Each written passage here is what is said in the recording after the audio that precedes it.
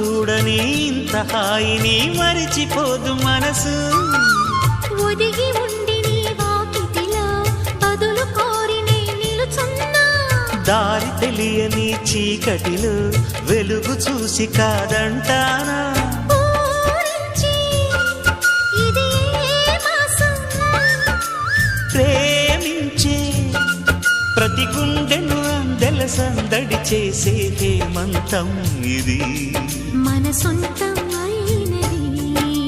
కిలకిల నవ్వే కోయిల కోసం వచ్చింది మధుమాసం.